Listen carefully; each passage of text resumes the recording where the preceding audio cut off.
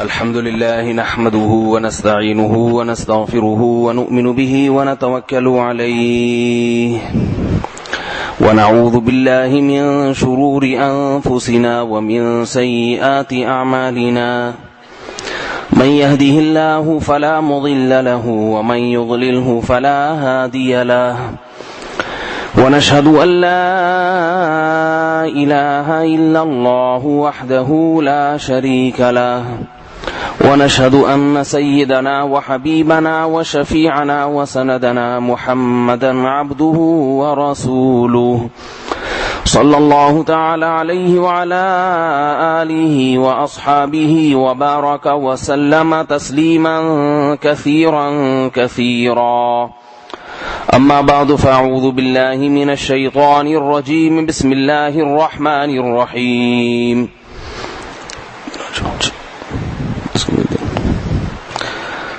ادھر بیٹھ جاؤ، ادھر بیٹھو، یہاں نیچے.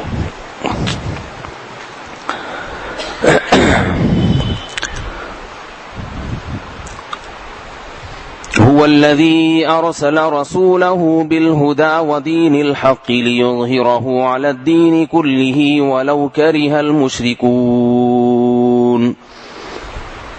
وقال تبارك وتعالى في مقام آخر والذين معه أشداء على الكفار رحماء بينهم. وقال النبي صلى الله عليه وسلم الكيس من دان نفسه وعمل لما بعد الموت.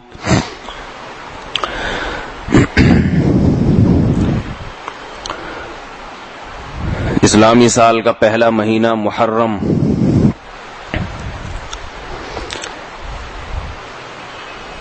اس مہینے میں جہاں حضرت حسین رضی اللہ تعالی عنہ کی شہادت ہوئی،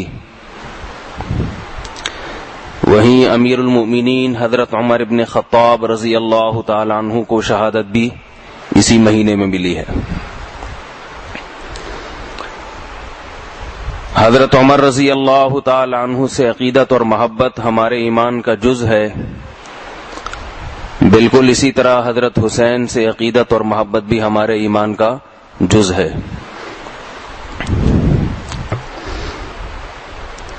اہل سنت والجماعت کا متفقہ عقیدہ ہے کہ تمام کے تمام صحابہ سے محبت کرنا، ان کی کوتاہیوں سے چشم پوشی کرنا، ان کے خیر اور خوبیوں کے تذکرے کرنا اور ان کی خامیوں کو نظر انداز کرنا، یہ ہم پر لازم اور واجب ہے. ان کی خامیاں اور کوتاہیاں ایسی نہیں تھیں جیسی ہماری خامیاں اور کوتاہیاں ہوتی ہیں. ہماری غلطیوں کے پیچھے نفس پرستی ہے، نفس پرستی. جبکہ صحابہ سے اگر کوتاہی ہوئی تو اس کوتاہی کی بنا اور بنیاد بھی اچھی تھی.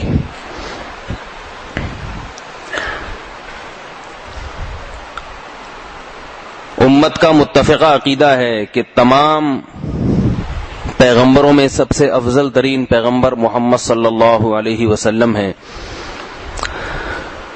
آپ صلی اللہ علیہ وسلم کے بعد انبیاء میں سب سے افضل مقام حضرت ابراہیم علیہ السلام کا، اس کے بعد حضرت موسیٰ علیہ السلام اور پھر حضرت عیسیٰ علیہ السلام. تلک الرسل فضلنا بعضهم على بعض. قرآن مجید میں ہے کہ ان انبیاء میں اور رسل میں ہم نے بعض کو بعض پر فضیلت دی ہے. جیسے تمام انبیاء کا مرتبہ ایک جیسا نہیں، فرق ہے، ایسے ہی صحابہ کرام کے مراتب اور درجات میں بھی فرق ہے. صحابہ کو صحابہ اس لیے کہا جاتا ہے کہ انہوں نے نبی صلی اللہ علیہ وسلم کی صحبت اٹھائی ہے. صحبت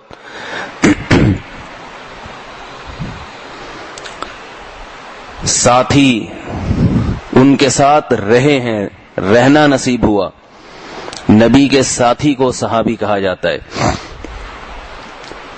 کیونکہ نبی سے اونچا مقام اس کائنات میں کسی کا نہیں، تو نبی کے ساتھیوں سے بڑے ساتھی اور ان کے مقام سے اونچا بھی کسی کا مقام نہیں ہے۔ اس سے یہ بات بھی معلوم ہوتی ہے کہ علم صرف کتابوں سے آتا، اور جنرل نالج کا نام اگر علم ہوتا تو صحابہ کا مقام سب سے اونچا نہ ہوتا، اس لیے کہ علم میں بعض تابعین بعض صحابہ سے بھی آگے تھے، بعض تابعین ایسے گزرے ہیں جو بعض صحابہ سے بھی علم میں آگے تھے۔ حضرت علقمہ جو عبداللہ ابن مسعود کے شاگرد ہیں، امام ابو حنیفہ رحمہ اللہ نے فرمایا کہ علم میں عبداللہ ابن عمر سے کم نہیں، مگر حضرت عبداللہ ابن عمر کو صحبت کی فضیلت حاصل ہے کہ نبی کے صحابی ہیں۔ سمجھ میں آ رہی ہے بات؟ اس پر انشاءاللہ کسی اور موقع پر بیان کروں گا کہ صحبت اہل اللہ کی، پیغمبروں کی، علماء کی صحبت سے انسان کو کیا ملتا ہے، وہ کچھ جو کتابوں سے ملنا ممکن نہیں ہے۔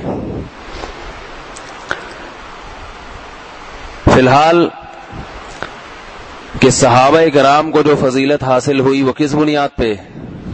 نبی کے ساتھی ہونے کی بنیاد۔ ان ساتھیوں میں سب سے افضل ترین ساتھی تمام اہل سنت والجماعت کا اتفاق ہے، وہ کون تھے؟ ابو بکر۔ حضرت ابو بکر کی صحابیت کا انکار، آپ کی نبی سے دوستی کا انکار، علماء نے لکھا ہے کفر ہے، کیونکہ آپ کے صحابی ہونے اور نبی کے ساتھی ہونے کو قرآن نے ذکر کیا ہے۔ اِذْ هُمَا فِي الْغَارِ اِذْ يَقُولُ لِصَاحِبِهِ لَا تَحْزَنْ، اے ایمان والو اگر تم اللہ کی مدد نہیں کرتے، اللہ کے دین کی مدد نہیں کرتے، تو اللہ اپنے دین کی مدد کر چکا ہے۔ کس وقت؟ جب کافروں نے محمد صلی اللہ علیہ وسلم کو اپنے شہر سے نکال دیا اور محمد دو اپنے ساتھی کے ساتھ غار میں ساتھی کو کہہ رہے ہیں لا تحزن، غم نہ کرو، ان اللہ معنا، اللہ ہمارے ساتھ ہے۔ محمد صلی اللہ علیہ وسلم کے ساتھ کون تھا غار میں؟ ابو بکر۔ تو اللہ کیا فرما رہے ہیں؟ اذ یقول لصاحبہ، جب محمد اپنے ساتھی سے کہہ رہے ہیں، اپنے دوست سے کہہ رہے ہیں لا تحزن، غم نہ کر۔ یہاں قرآن میں حضرت ابو بکر کو محمد کا صاحب قرار دیا ہے، ساتھی قرار دیا ہے۔ اللہ تعالیٰ نام بھی ذکر کر سکتے تھے، اذ یقول لأبی بکر، جب محمد ابو بکر سے کہہ رہے تھے، نام ذکر ہوتا تو ابو بکر کا مقام اور مرتبہ ذکر، بولو بھائی، نہ ہوتا۔ ابو بکر تو کوئی بھی ہو سکتے ہیں۔ بعض دفعہ انسان اپنے دشمن سے بھی بات کر رہا ہوتا ہے، بعض دفعہ اپنے نوکر سے بات کر رہا ہوتا ہے، خادم سے بات کر رہا ہوتا ہے۔ جب خادم سے بات کرتا ہے تو اس کا لقب بیان کیا جاتا ہے، اس کی حیثیت بیان کی جاتی ہے کہ اپنے خادم سے کہا، بیوی سے کہا، دوست سے کہا۔ یہاں اللہ نے ابو بکر کا نام ذکر کرنے کے بجائے ان کے وصف اور ان کی صفت کو بیان کیا، اذ یقول لصاحبہ، جب محمد اپنے ساتھی سے کہہ رہے تھے۔ علامہ شامی رحمہ اللہ نے لکھا اس آیت کی روشنی میں ابو بکر کے ساتھی ہونے کا انکار، یہ قرآن کا انکار ہوا کہ نہیں ہوا؟ حضرت ابو بکر کی فضائل، ان کے مرتبے پر انشاءاللہ کسی وقت بیان کروں گا۔ آج تھوڑا سا حضرت عمر ابن خطاب رضی اللہ تعالیٰ عنہ کی سیرت پہ تھوڑا سا بیان کرنے کا ارادہ ہے۔ تھوڑا سا اس لیے کہ جو وقت ہے اس میں تھوڑا ہی ہو سکتا ہے۔ ابو بکر کے بعد اس امت کا اتفاق ہے، اہل سنت والجماعت کا، کہ ابو بکر کے بعد سب سے اونچا مقام کس کا ہے؟ حضرت عمر ابن خطاب رضی اللہ تعالی عنہ کا۔ اللہ نے بعض صحابہ کو بعض پر فضیلت دی ہے مختلف اوصاف میں۔ فضیلت کی دو قسمیں ہوتی ہیں، خوب اچھی طرح سمجھیں، تھوڑی سی علمی اور ٹیکنیکل قسم کی بات ہے، اس سے بہت سارے اشکالات آپ کے حل ہو جائیں گے۔ ایک مرتبہ ایک منکر حدیث، جو حدیث کا انکار کرنے والے لوگ ہیں نا، پرویزی فرقہ، ان کا دعویٰ یہ ہے کہ اللہ نے تمام پیغمبروں کو برابر رکھا ہے، محمد صلی اللہ علیہ وسلم کو باقی پیغمبروں پر فضیلت نہیں ہے۔ تو ایک منکر حدیث ٹکر گیا، کہنے لگا کہ حضرت یوسف علیہ السلام کا حسن زیادہ تھا یا محمد صلی اللہ علیہ وسلم کا؟ میں نے کہا محمد صلی اللہ علیہ وسلم میں جمال زیادہ تھا اور یوسف علیہ السلام میں حسن زیادہ تھا۔ یہ حسن اور جمال میں فرق ہوتا ہے، یہ ابھی موضوع نہیں، اگر یہ بیان کرنا شروع کیا تو پھر موضوع تبدیل ہو جائے گا۔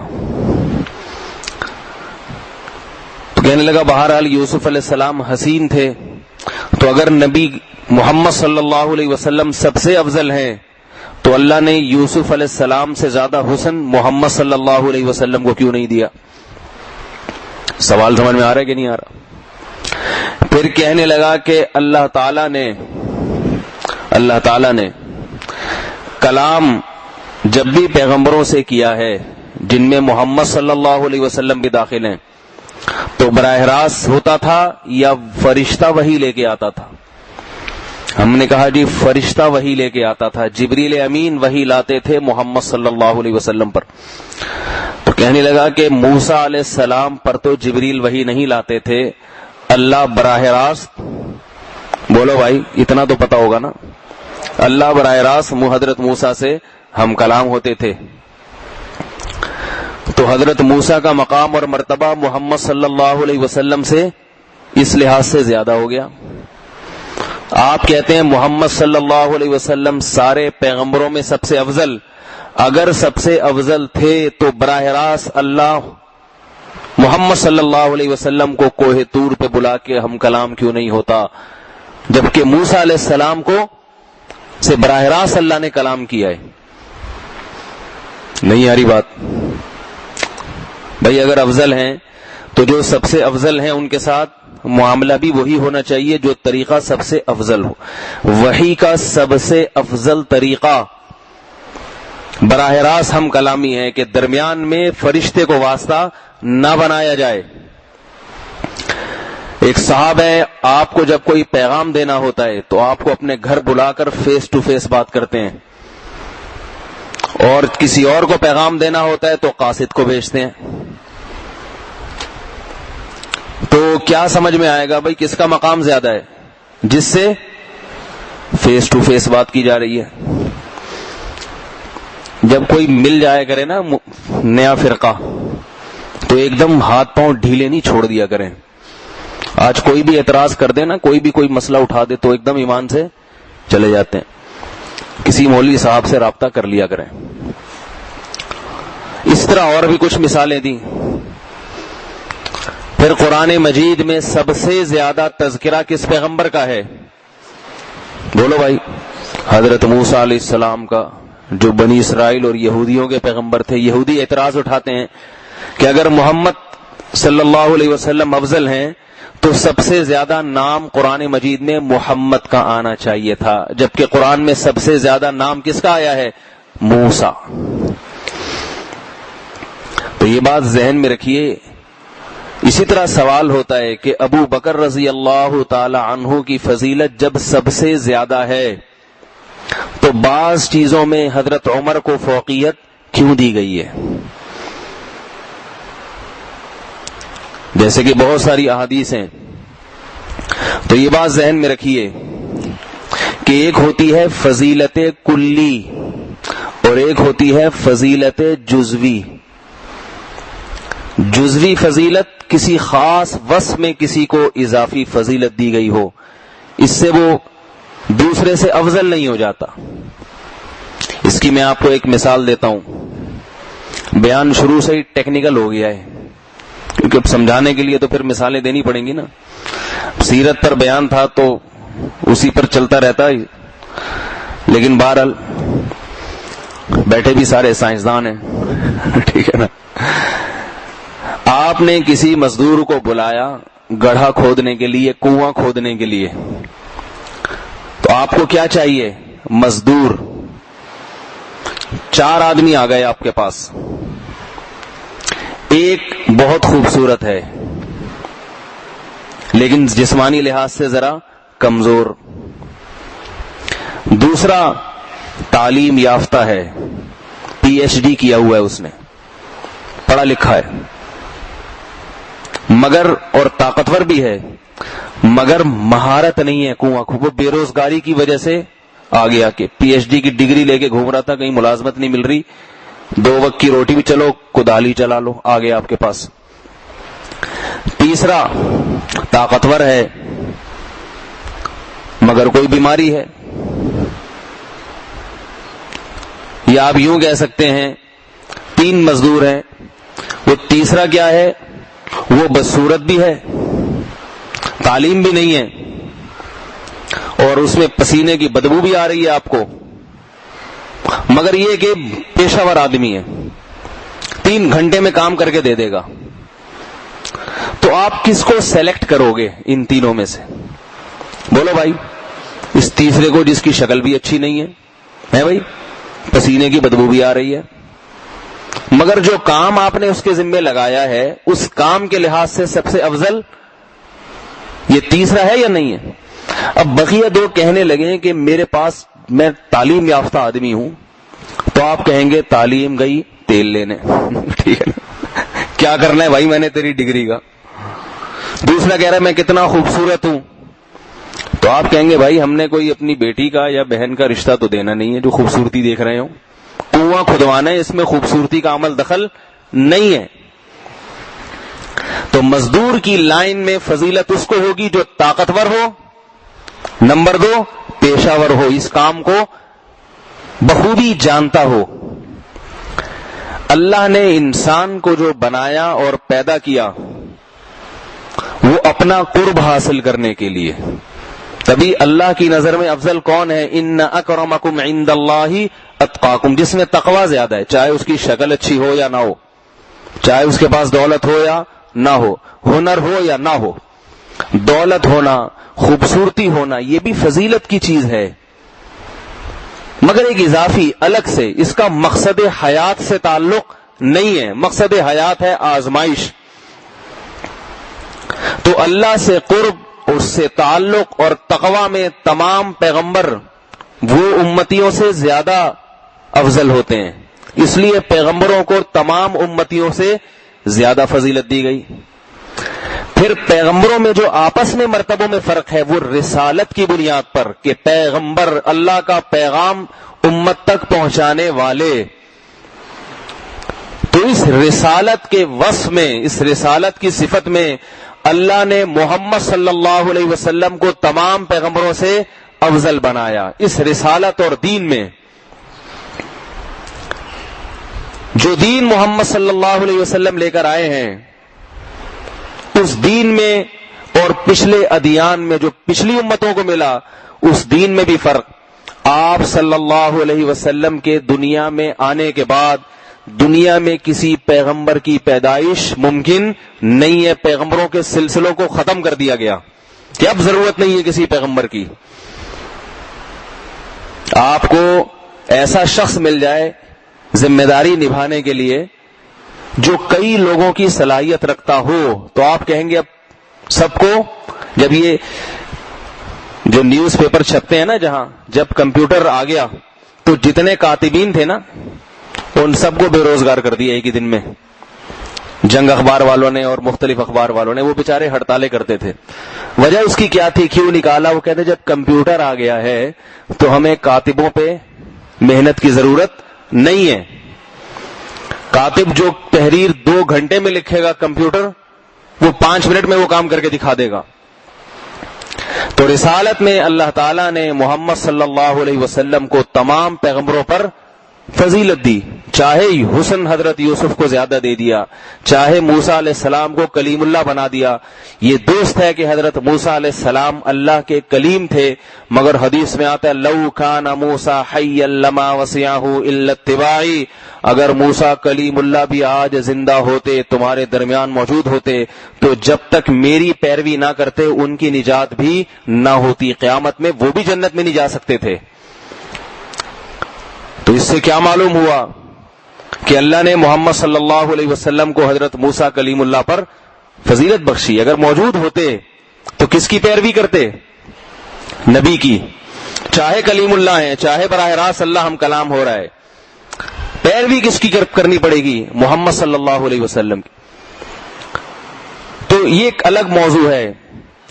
اسی طرح صحابہ کرام میں بعض فضائل کسی ایک صحابی کو زیادہ حاصل ہیں. حضرت ابی بن کعب رضی اللہ تعالی عنہ قرآن بہت خوبصورت پڑھا کرتے تھے.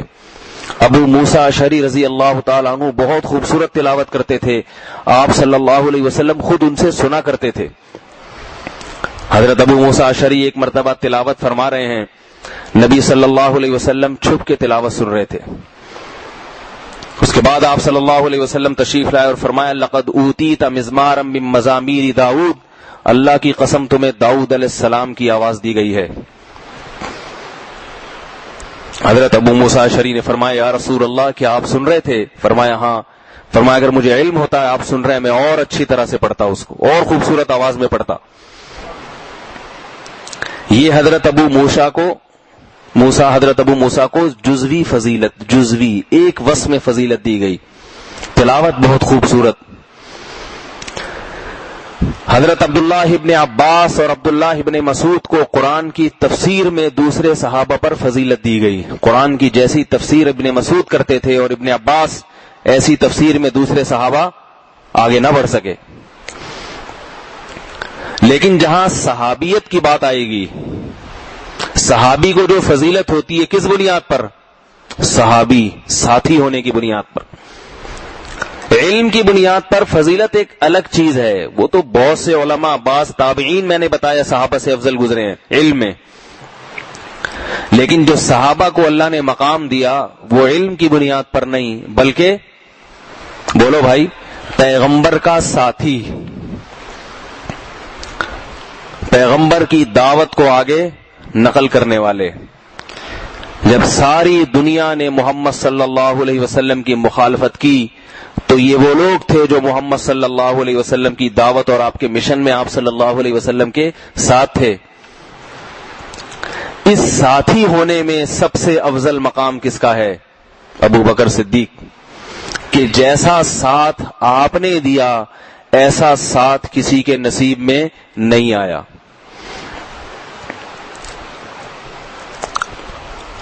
اور اس ساتھی ہونے میں دوسرا مقام کس کا ہے؟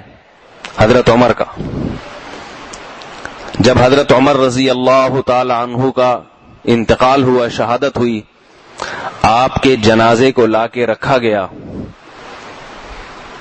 عبداللہ ابن عباس رضی اللہ تعالی عنہ کہتے ہیں میں جنازے کے قریب کھڑا ہوا تھا کہ ایک شخص نے میرے کندھے پہ ہاتھ رکھا. میں نے پیچھے مڑ کر دیکھا تو علی ابن ابی طالب. جنازہ کہاں دفن ہونے کے لیے رکھا گیا ہے؟ حضرت ابو بکر کے پہلو میں، محمد صلی اللہ علیہ وسلم اور ابو بکر کے پہلو میں. حضرت علی تھے اور فرمایا کہ اللہ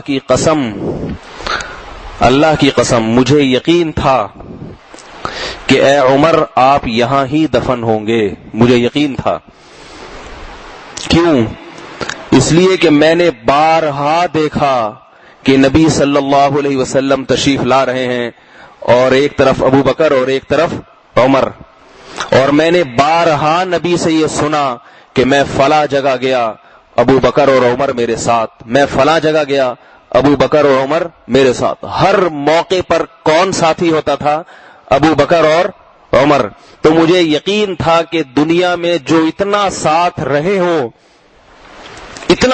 ہوں اللہ عالم برزخ میں بھی ان کو ساتھ رکھے گا. یقین تھا کہ کہاں دفن ہو گئے آپ؟ اسی مقام پہ، پہلے سے یقین تھا. حضرت عمر رضی اللہ تعالی عنہ کے بارے میں علماء نے آپ کے فضائل میں ذکر کیا ہے کہ آپ کی سب سے بڑی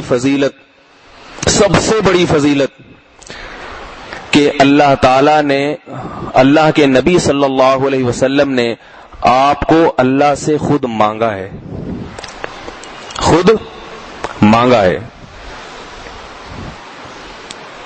ابو جہل نے اعلان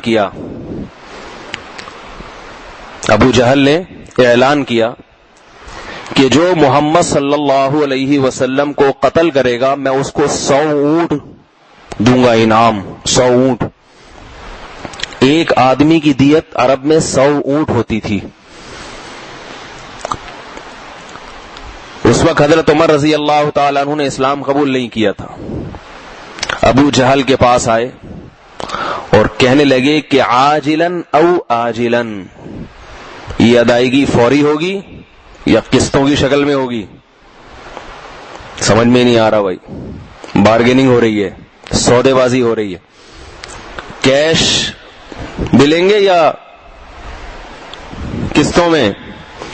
ابو جہل نے کہا کیش، فوری، قتل کرو، فوراً 100 اونٹ لو۔ حضرت عمر رضی اللہ تعالیٰ عنہ نے تلوار سونتی اور محمد صلی اللہ علیہ وسلم کے قتل کے ارادے سے نکلے۔ راستے میں کسی نے کہا کہ بنو ہاشم سے کیسے بچو گے؟ جب محمد کو قتل کرو گے تو صلی اللہ علیہ وسلم تو آپ کے جو قبیلہ ہے بنو ہاشم وہ تو تمہیں نہیں چھوڑے گا۔ اگرچہ وہ بنو ہاشم غیر مسلم تھا لیکن عرب میں رشتہ داری بہت مضبوط ہوا کرتی تھی۔ اگرچہ غیر مسلم تھے، وہ محمد صلی اللہ علیہ وسلم پر ایمان نہیں رکھتے تھے، لیکن قبیلے اور قوم کی بنیاد پر ان کے کسی آدمی کو قتل کرنا ممکن نہیں تھا، کیونکہ غیرت اور حمیت تھی۔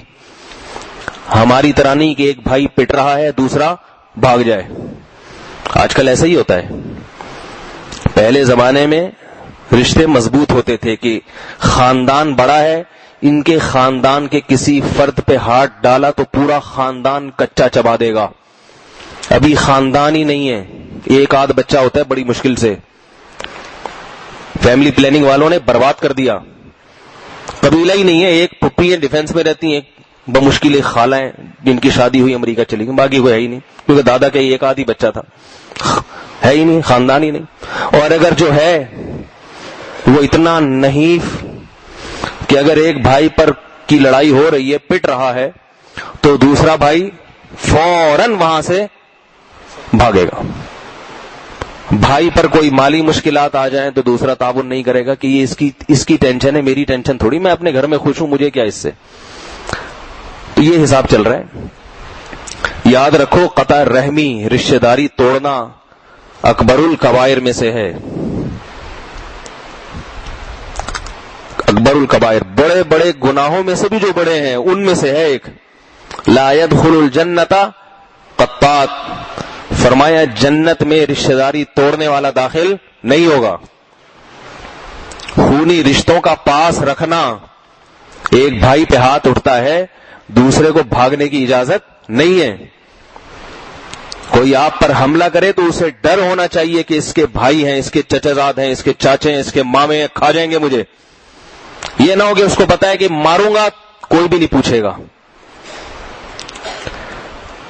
تو حضرت عمر سے کہا کہ تم محمد کو قتل کرو گے صلی اللہ علیہ وسلم تو بنو ہاشم سے کیسے بچو گے؟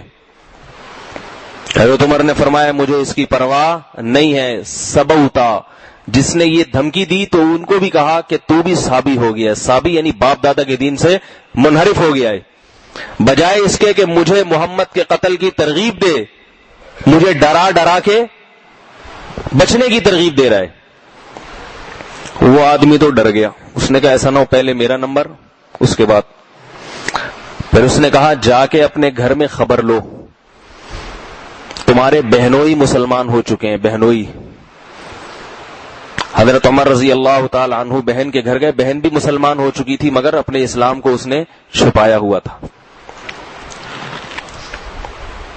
قرآن مجید کے صحیفوں کی تلاوت کر رہی تھی، حضرت عمر نے آواز سنی، غضبناک ہو کر گھر میں آئے، پوچھا کیا ہے؟ تو بہن نے، بعض روایات میں آتا ہے زور سے ایک تھپڑ مارا. اس کے بعد جب بہن کے ہاتھ سے وہ صحیفہ لیا اور تلاوت کرنا شروع کی،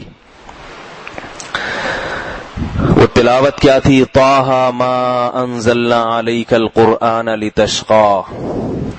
حضرت عمر، نبی کا دعویٰ کیا تھا؟ اللہ کے سوا کوئی معبود نہیں، جبکہ حضرت عمر کا دعویٰ تھا کہ بیت اللہ میں جو 360 بت ہے، لات اور عزا اور مناف، یہ سارے عبادت کے قابل ہیں. ہمارے باپ دادا یہی کہتے آئے ہیں. آیات کی تلاوت کی، طٰہٰ ما انزلنا علیک القرآن لتشقیٰ. اے محمد صلی اللہ علیہ وسلم، ہم نے آپ پر قرآن اس لیے نازل نہیں کیا کہ آپ مشکل میں پڑ جائیں. الا تذکرۃ لمن یخشیٰ، یہ قرآن نصیحت ہے ان لوگوں کے لیے جو اللہ سے ڈرتے ہیں. تنزیلا ممن خلق الارض والسماوات العلی، یہ نازل ہوا ہے اس ذات کی طرف سے جس نے زمین کو اور بلند آسمانوں کو بنایا. الرحمن علی العرش استوى، وہ رحمان جو عرش پر مستوی ہے. انہ یعلم السر، الرحمن علی العرش استوى لہ ما فی السماوات وما فی الارض وما بینہما وما تحت الثری، اسی کے لیے ہے جو کچھ آسمانوں میں اور اسی کے لیے ہے جو کچھ زمین میں اور اسی کے لیے ہے جو زمین کی آخری حدود کے اندر ہے. تحت الثری، وہ سب کچھ اسی کا ہے. اللہ لا الہ الا ہو، یہ ہے وہ اللہ جس کے سوا کوئی عبادت کے لائق نہیں. لا الہ الا ہو لہ الاسماء الحسنی، اسی کے پیارے پیارے اور اچھے اچھے نام ہیں، اچھی اچھی صفات ہیں. جب یہاں تک پہنچے تو فوراً بے ساختہ پکار اٹھے کہ واقعی وہ ذات جس کی یہ صفات ہے، لا الہ الا ہو، واقعی اسی کے سوا کوئی عبادت کے لائق نہیں ہو سکتا. سورہ طٰہٰ کی چند آیات پڑھی، اللہ کی حمد و ثنا، فوراً دل میں یہ بات اتر گئی کہ اللہ کے سوا کوئی معبود نہیں ہے. صبح ہوئی تو آپ صلی اللہ علیہ وسلم کے گھر جانے لگے. ایک صحابی آئے، انہوں نے عرض کیا کیا ارادہ ہے؟ حضرت عمر نے فرمایا کہ اسلام لانا چاہتا ہوں. خباب ابن ارت رضی اللہ تعالیٰ عنہ کی ملاقات ہوئی. خباب ابن ارت نے فرمایا اللہ کی قسم مجھے یقین تھا کہ عمر صبح تک اسلام لے آئے گا، اس لیے کہ میں نے دیکھا کہ محمد صلی اللہ علیہ وسلم آج ساری رات یہ دعا مانگتے رہے ہیں، اللہم اعز الاسلام بابی جہل ابن ہشام او بعمر بن الخطاب. اے اللہ تو اسلام کو طاقت دے دے ابو جہل ابن ہشام کے ذریعے یا عمر ابن خطاب کے ذریعے. مجھے یقین تھا کہ یہ دعا عمر ابن خطاب کے حق میں قبول ہوگی. پوری رات محمد صلی اللہ علیہ وسلم نے یہ دعا مانگی ہے، اور یہ دعا اللہ نے کس کے حق میں قبول کی؟ حضرت عمر ابن خطاب رضی اللہ تعالیٰ عنہ کے حق میں. حضرت عمر جب آئے اور اسلام قبول کیا، روایات میں ہے کہ صحابہ کرام نے اتنی زور سے نعرہ تکبیر لگایا ہے خوشی میں کہ مکہ کی پہاڑیاں اس نعرے سے گونج اٹھیں. اتنا خوش ہوئے صحابہ کرام.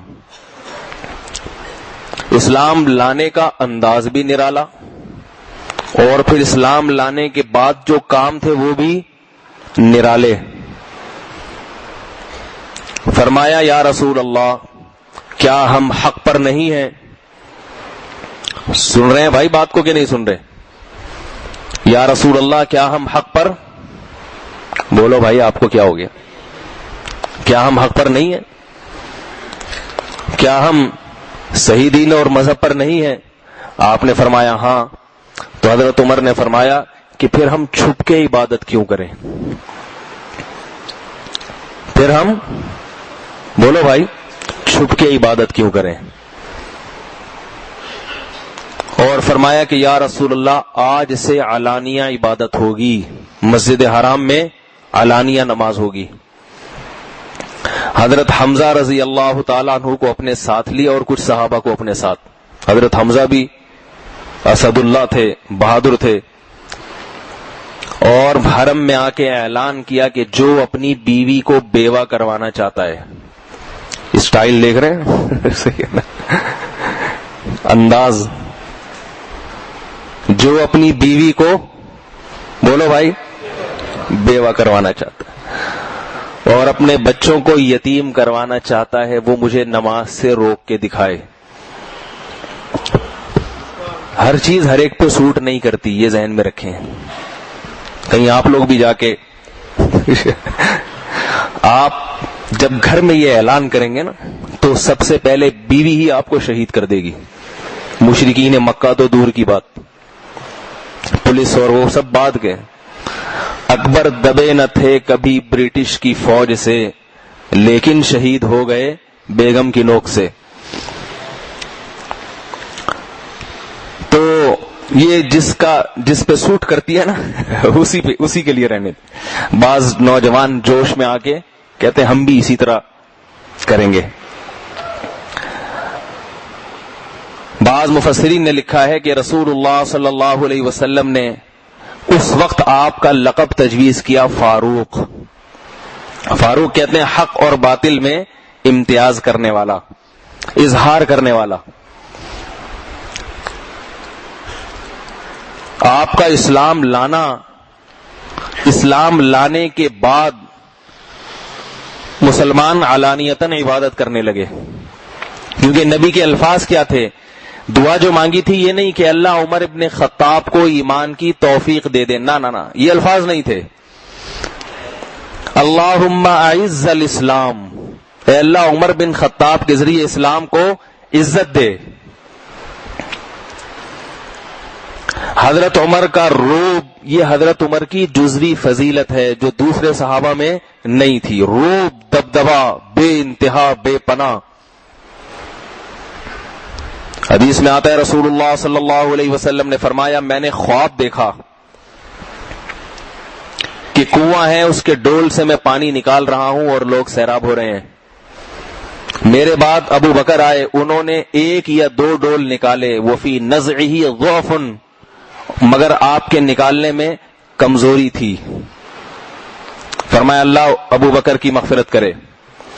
میں نے دیکھا پھر عمر آئے اور فلم اب ارا عبقریا یفری فریہ، ایسا طاقتور میں نے کبھی نہیں دیکھا جس نے اتنی قوت کے ساتھ ڈول نکالے اور لوگ اس سے سیراب ہوئے۔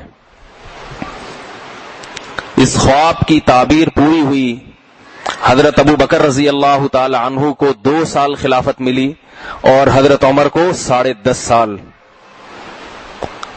یہ 2 سال خلافت ملنا ضعف اور کمزوری کی طرف اشارہ ہے، اور حضرت عمر کے دور میں جو اسلامی سلطنت کا دائرہ بے پناہ وسیع ہوا اور پوری دنیا آپ کے علم سے سیراب ہوئی، علماء نے لکھا یہ اسی خواب کی تعبیر کا اثر تھا۔ اور اس میں اس طرف بھی اشارہ تھا کہ میرے بعد لوگوں کو سیراب کون کرے گا؟ بولو بھائی، ابو بکر۔ اور ابو بکر کے بعد لوگوں کو سیراب کون کرے گا؟ عمر۔ اس میں خلافت کی طرف بھی اشارہ ہے۔ صحیح بخاری صحیح مسلم کی حدیث ہے یہ کہ میرے بعد خلیفہ ابو بکر اور ابو بکر کے بعد عمر۔ حضرت عمر کا روب اور دبدبا، اسی روب کی بنیاد پر حضرت عمر کا دور خلافت سب سے زیادہ کامیاب رہا ہے، سب سے زیادہ کامیاب۔ آپ صلی اللہ علیہ وسلم بھی حضرت عمر کی غیرت اور روب کا خیال کیا کرتے تھے۔ حدیث میں ہے کہ ایک باندی تھی حبشن، اس نے نبی صلی اللہ علیہ وسلم سے عرض کیا یا رسول اللہ، میں نے منت مانی تھی کہ اللہ اگر آپ کو اس جنگ میں کامیاب کرے گا تو میں خوشی سے دف بجاؤں گی، ڈھول۔ آپ صلی اللہ علیہ وسلم نے فرمایا اگر منت مانی تھی تو بجا لو، ڈھول سادہ۔ آپ لوگ بجانے سے پہلے مجھ سے پوچھ لینا، اس کی تفصیل ہے، ڈیٹیل ہے اس میں، کب جائز ہے کب ناجائز ہے۔ جو جائز ہے تو اس کی کیا صورتیں۔ جو شادیوں میں آج کل بجایا جا رہا ہے یہ ڈھول نہیں ہے، ڈھول بہت سادہ چیز ہوتی تھی، اور جنگ کے موقع پر، شادی بیاہ کے موقع پر اور عید کے موقع پر، یہ 3 مواقع ہیں جہاں حدیث میں دف بجانے کی اجازت ملتی ہے۔ شادی کے موقع پر، اور بولو بھائی، عید کے موقع پر اور جنگ کے موقع پر. جنگ میں اگر فتح ہو گئی تو خوشی کا موقع ہے، یا جنگ میں جوش دلانے کے لیے لڑائی ہو رہی ہے تو تھوڑا سا ڈھول بجایا جائے تاکہ جوش پیدا ہو. تو نبی صلی اللہ علیہ وسلم نے اس باندی سے کہا کہ اگر تم نے منت مانی تھی تو بجا لو. تو وہ باندی لڑکی تھی، حبشن کالی، ڈھول بجانے لگی، دف بجانے لگی. تھوڑی دیر میں حضرت ابو بکر تشریف لائے، وہ بجاتی رہی. اس کے بعد حضرت عثمان تشریف لائے، پھر بجانے لگی. تھوڑی دیر میں جب حضرت عمر تشریف لائے تو حدیث میں ہے کہ فوراً وہ ڈھول بند کر کے اس نے اپنے کولے کے نیچے رکھا، اس پہ بیٹھ گئی، چھپا دیا اس کو، اور کوئی چھپانے کی جگہ نہیں تھی. ٹھیک ہے نا، ایک دم. رسول اللہ صلی اللہ علیہ وسلم نے فرمایا ان الشیطان یفر من عمر، شیطان عمر کو دیکھ کے ایسا بھاگتا ہے، لو ان عمر لو سلک طریقا یا لو سلک فجا، اگر عمر کسی راستے پر چلے تو شیطان سلک فجن غیر فجی، اس راستے کو چھوڑ کر دوسرا راستہ اختیار کر لیتا ہے. کیا مطلب کہ دف بجانا اگرچہ اس موقع پر جائز تھا، مگر بہرحال ہے تو بنیادی طور پر تو شیطانی کام ہی ہے نا. نبی نے اجازت دے دی بعض حکمتوں کے پیش نظر، لیکن عمر کو دیکھ کے کسی بھی قسم کا شیطانی کام، چاہے وہ کراہت تنزیہیہ کے درجے میں ہو، عمر کو دیکھ کے وہ غائب ہو جاتے ہیں.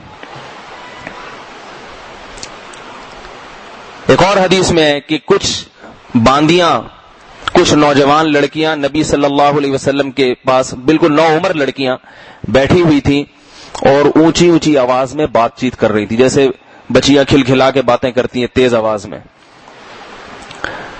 حضرت ابو بکر رضی اللہ تعالی عنہ تشریف لائے، وہ خاموش نہیں ہوئی.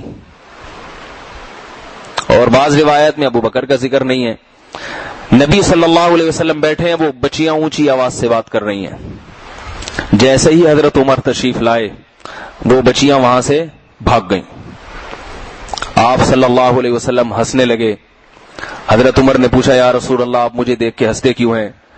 فرمایا کہ اے عمر میں موجود ہوں اور یہ بچیاں خاموش نہیں ہوئی، مگر تجھے دیکھتے ہی یہ بچیاں تیرے روب اور دبدبے سے خاموش ہو گئیں. حضرت عمر کو تعجب ہوا، یا رسول اللہ آپ کو دیکھ کے خاموش نہیں ہوئی، مجھے دیکھ کے کیسے خاموش ہو گئیں؟ آپ صلی اللہ علیہ وسلم نے فرمایا عمر تعجب مت کرو، فَإِنَّكَ لَوْ سَلَكْتَ فَجًّا، اگر تم کسی راستے پر چلو اور اس راستے پر شیطان بھی ہو، لَأَخَذَ فَجًّا غَيْرَ فَجِّكَ، شیطان وہ راستہ چھوڑ کے دوسرا راستہ اختیار کر لیتا ہے. تمہارا روب اللہ نے اتنا رکھا ہے. کہتے ہیں نا کہ شیطان بہکانے کے لیے کسی کے پاس آتا ہے کہ نہیں آتا؟ آپ لوگ کے پاس بھی آتا ہوگا، میرے پاس بھی آتا ہے، میرے پاس تو بہت زیادہ آتا ہے. مجھے یہ بہکاتا ہے کہ آج جمعے کی چھٹی کرو، نماز پڑھ لو. اتنا نہیں بہکاتا کہ نماز سے الحمدللہ روک لے. تو آپ کے پاس بھی آتا ہوگا. لیکن حضرت عمر کے بارے میں کیا فرمایا؟ شیطان آتا نہیں ہے، بلکہ جہاں دیکھ لینا حضرت عمر ہیں تو وہاں سے اپنی فائلیں، ڈاکومنٹس، سارے سب کچھ جو اس نے لکھا ہے نا، رپورٹیں، شتونگڑیاں جو لکھی ہوئی ہیں اس میں، سب گول کر کے وہاں سے غائب ہو جاتا ہے. روب ہے، دبدبا ہے. ایک مرتبہ رسول اللہ صلی اللہ علیہ وسلم تشریف فرما تھے، اس وقت پردے کی آیات نازل نہیں ہوئی تھیں، پردے کی آیات نازل نہیں ہوئی. حضرت عائشہ رضی اللہ تعالی عنہا نے حلوہ بنا کے بھیجا، حلوہ لے کر آئیں بنا کے نبی صلی اللہ علیہ وسلم کی خدمت میں. حضرت سودا ام المومنین حضرت سودا بھی بیٹھی ہوئی تھیں. حضرت عائشہ نے حضرت سودا سے فرمایا کہ آپ بھی کھائیے، سوکن تھیں، فرمایا کہ آپ بھی کھائیے. وہ سوکن تھی، انہوں نے کہا نہیں کھاؤں گی. ٹھیک ہے نا، فرمایا کہ نہیں کھاؤں گی. حضرت عائشہ کو غصہ آیا، فرمایا کھاؤ ورنہ میں یہ حلوہ تمہارے چہرے پہ مسل دوں گی. سوکنوں میں تھوڑا سا ہوتا ہے نا آپس میں. انہوں نے فرمایا نہیں کھاؤں گی. تو امی عائشہ رضی اللہ تعالی عنہا نے نبی کی موجودگی میں وہ حلوہ اٹھا کے حضرت سودا کے چہرے پہ مل دیا، سب ایسے ایسے، اور آپ صلی اللہ علیہ وسلم ہنس رہے تھے اس منظر کو دیکھ کے۔ اس کے بعد آپ صلی اللہ علیہ وسلم نے اپنی ران مبارک درمیان میں رکھی اور حضرت سودا سے فرمایا اپنا بدلہ لے لو، یہ حلوہ تم بھی مل دو ان کے چہرے پہ۔ حضرت سودا نے بھی مل دیا، ادلا بدلا برابر ہو گیا۔ حضرت عائشہ فرماتی ہیں کہ اتنی دیر میں آہٹ محسوس ہوئی حضرت عمر کی، جو یا عبداللہ یا عبداللہ اپنے بیٹے کو بلا رہے تھے۔ جیسے ہی نبی کو احساس ہوا، اس وقت پردے کی آیات نازل نہیں ہوئی تھی، صحابہ کرام اور امہات المومنین ایک دوسرے کے سامنے آ جایا کرتی تھیں، نبی اپنے گھر میں اپنی زوجات کے ساتھ ہوتے تو صحابہ تشریف لے آیا کرتے تھے، دل صاف تھے۔ جیسے ہی حضرت عمر کی آہٹ سنی اور آواز سنی، حضرت عمر نے فوراً فرمایا کہ جاؤ اپنے چہروں کو دھو جا کے۔ حضرت عائشہ فرماتی ہیں کہ نبی کا حضرت عمر کی اتنی رعایت کرنا، کوئی اور صحابی ہوتے تو حکم نہ دیتے بلکہ ان کو یہ منظر دیکھنے دیتے، لیکن حضرت عمر کا اتنی رعایت کرنا، اس عمل کے بعد میرے دل میں حضرت عمر کی ہیبت اور دبدبہ بیٹھ گیا کہ میرے شوہر جس کی اتنی رعایت کر رہے ہیں واقعتاً وہ روب اور ہیبت والا ہوگا۔ نبی صلی اللہ علیہ وسلم حضرت عمر کی غیرت اور ہیبت کا کیسی رعایت کیا کرتے تھے۔ حدیث میں آپ صلی اللہ علیہ وسلم نے فرمایا میں نے جنت کو دیکھا، جنت میں داخل ہوا، علماء نے لکھا یا تو خواب میں یا معراج کی رات میں۔ جنت میں داخل ہوا تو میں نے ایک گھر دیکھا، میں نے وہاں پاؤں کی آہٹ کی آواز سنی، پوچھا کس کی آواز ہے؟ جبریل نے فرمایا یہ حضرت بلال کے قدموں کی آواز ہے۔ فرماتے میں نے ایک خوبصورت محل دیکھا، اس کے باہر ایک خوبصورت باندی دیکھی، پوچھا کہ یہ کس کی باندی ہے؟ تو فرشتے نے کہا کہ لشاب من قریش، قریش کے ایک جوان، قریش میں ایک خوبصورت جوان ہے، اس جوان کا یہ محل اور اسی کی یہ باندی۔ آپ صلی اللہ علیہ وسلم فرماتے ہیں میں نے سمجھا کہ یہ میں ہوں، کیونکہ آپ خوبصورت بھی تھے، جوان بھی تھے، تو میں نے جبریل سے پوچھا اس کا نام کیا ہے؟ تو فرمایا کہ عمر ابن خطاب۔ وہ کون ہے؟ عمر ابن خطاب۔ آگے الفاظ سنیے، فرماتے ہیں کہ میں نے ارادہ کیا کہ اس محل میں داخل ہو جاؤں۔ محل میں داخل ہوتے تو ظاہر ہے محل میں وہ حوریں بھی ہوتی ہیں جو حضرت عمر کو ملیں گی۔ فرماتے ہیں فتذکرت غیرت عمر، مجھے عمر کی غیرت یاد آ گئی، لہذا میں گھر میں داخل نہیں ہوا۔ حضرت عمر نے فرمایا اغار علیک یا رسول اللہ، کیا میں آپ پر غیرت کھاؤں گا؟ آپ پر کیسے غیرت کھاؤں گا؟ مطلب کہ آپ داخل ہو جاتے، مجھے کوئی اعتراض نہیں تھا۔ کس کی رعایت ہو رہی ہے؟ بولو بھائی، اپنے ایک امتی کی۔ حضرت عمر کی غیرت کے واقعات میں سے ایک واقعہ علماء نے بیان کیا، احادیث میں ہے کہ ایک یہودی اور ایک منافق جو ظاہراً مسلمان لیکن دل کے اندر کافر، ان کا جھگڑا ہوا اور وہ دونوں فیصلہ کرانے آئے پہلے کعب بن اشرف کے پاس، حضرت کعب بن اشرف رضی اللہ تعالیٰ عنہ۔ اس کے بعد یہودی نے کہا کہ فیصلہ محمد صلی اللہ علیہ وسلم سے کراؤ، جبکہ منافق کہہ رہا تھا کہ حضرت عمر سے کراؤ۔ منافق کا خیال تھا حضرت عمر میں اسلامی دی غیرت بہت ہے تو مسلم کے حق میں فیصلہ کریں گے، یہ نہیں جانتا تھا کہ یہ دینی غیرت اور حمیت کی بنیاد پر وہ اسلام اور کفر کو نہیں دیکھیں گے بلکہ انصاف کو دیکھیں گے۔ تو یہودی اور منافق گئے محمد صلی اللہ علیہ وسلم کے پاس، آپ صلی اللہ علیہ وسلم نے یہودی کے حق میں فیصلہ کیا اور مسلمان کے حق میں فیصلہ نہیں کیا۔ اس سے اس مسلمان کو غصہ آ گیا اور اس نے کہا کہ جاؤ حضرت عمر سے فیصلہ کروائیں گے۔ یہودی نے کہا ٹھیک ہے، ایک دفعہ فیصلہ ہو چکا ہے، اگر تم اس پہ راضی ہو کہ عمر سے تو چلو عمر سے کرواتے ہیں۔ جب دونوں حضرت عمر کے پاس آئے فیصلہ کروانے کے لیے تو یہودی نے حضرت عمر کو بتایا کہ ہم پہلے نبی سے فیصلہ کروا چکے ہیں اور نبی کا فیصلہ کس کے حق میں تھا؟ میرے حق میں۔ آپ نے اس مسلم سے پوچھا کہ درست کہہ رہے ہیں؟ کہا ہاں درست کہہ رہے ہیں۔ پھر کیوں آئے ہو؟ مسلم نے کہا کہ آپ سے ہم کروانا چاہتے ہیں۔ حضرت عمر نے کہا اچھا ٹھیک ہے ابھی کرتا ہوں فیصلہ. گھر گئے اور تلوار لا کر اس کی کھوپڑی اڑا دی, مسلم کی, ٹھیک ہے, گردن اڑا دی, اور کہا جس کو محمد کے فیصلے پر اطمینان نہیں ہے وہ مسلم نہیں ہے. تو وہ مطالبہ کرنے لگے قصاص کا, اس کے رشتہ دار, کہ حضرت عمر سے قصاص لیا جائے, ایک مسلمان کی گردن اڑائی ہے, قصاص لیا جائے.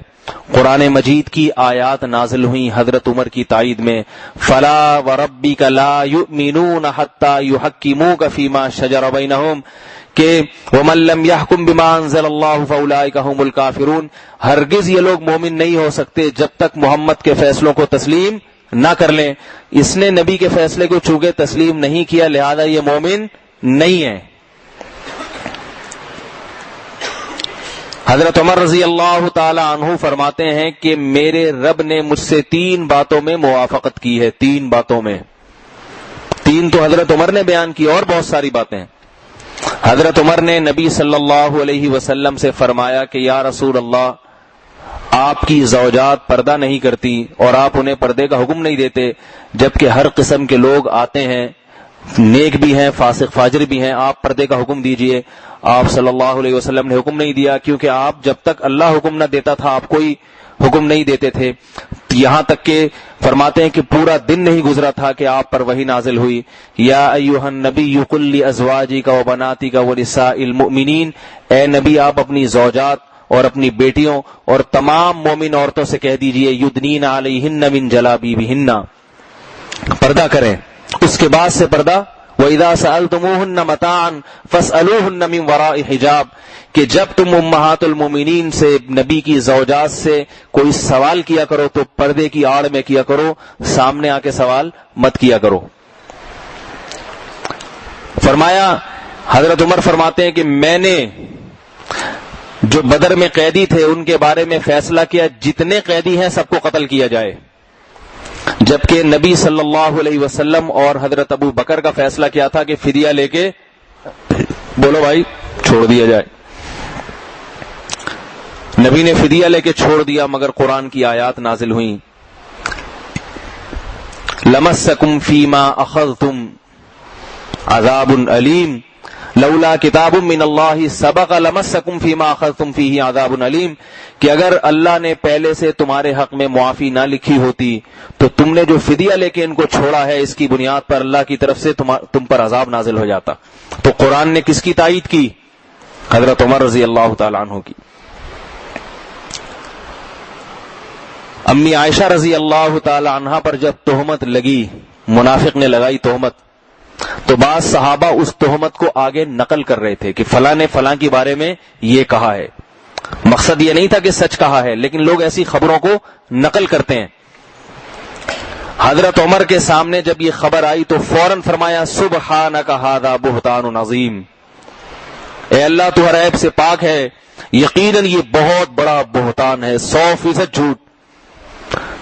جب امی عائشہ رضی اللہ تعالی عنہا کی قرآن مجید میں براءت نازل ہوئی ہے تو اللہ نے یہی الفاظ نازل کیے, لولا اذ سمعتموہم قلتم ما یکون لنا ان نتکلم بہذا, اے صحابہ, اے نبی کے ساتھیوں, ایسا کیوں نہ ہوا کہ جب تم نے یہ خبر سنی تو تم نے فوراً یہ کیوں نہیں کہا کہ ہمارے لیے یہ جائز نہیں ہے کہ ہم اس قسم کا کلام کریں, سبحانک ھذا بہتان عظیم.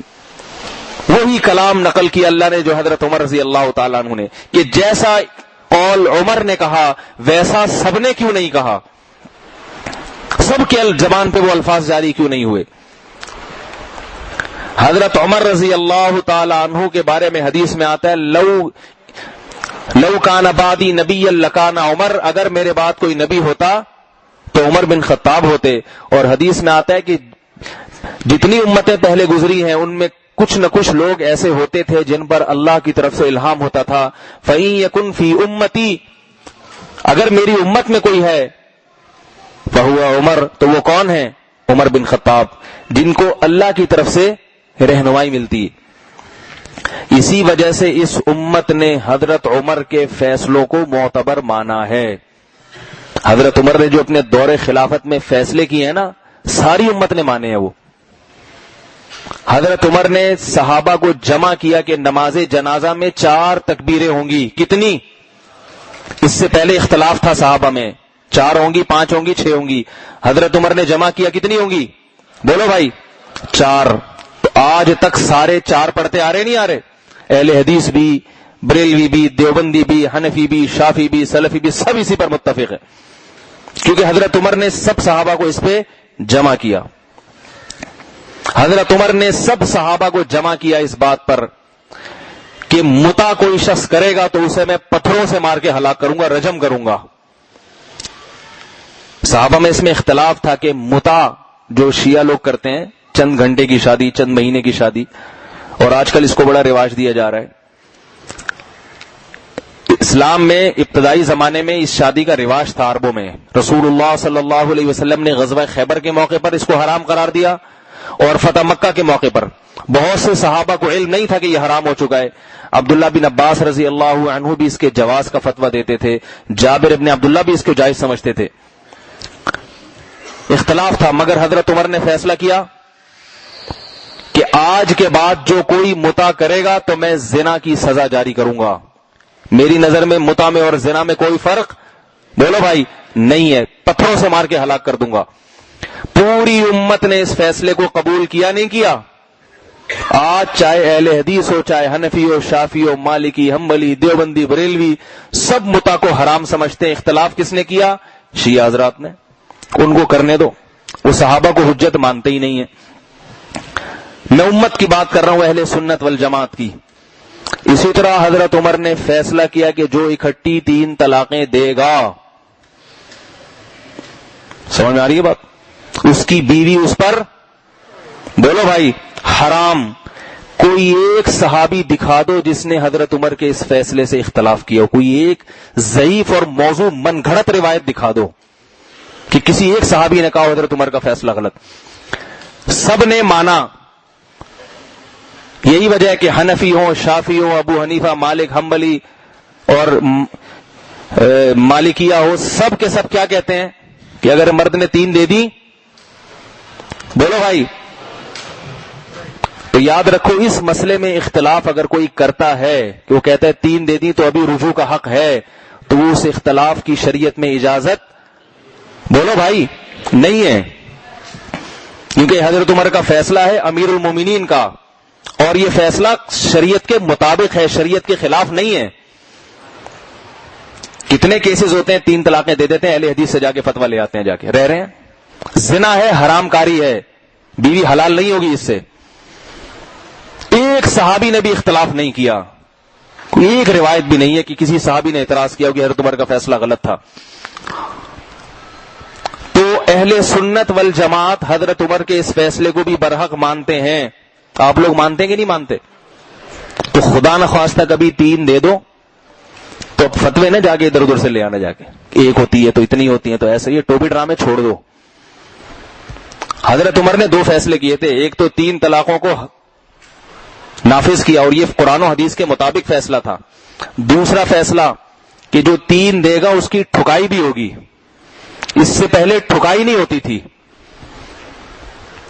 تو آج مفتی کیا کرتا ہے؟ حضرت عمر کے جو فیصلہ جو شریعت کے مطابق پھر حرام تو قرار دے دیتا مگر ٹھکائی نہیں لگاتا. جبکہ میں کہتا ہوں مفتی کو چاہیے کہ اپنے ساتھ ایک کوڑا رکھے. جب کوئی مولوی یا مفتی کے پاس آئے کہ 3 دے دیے اکٹھی، اب کیا حکم ہے، تو حکم بھی بتائے.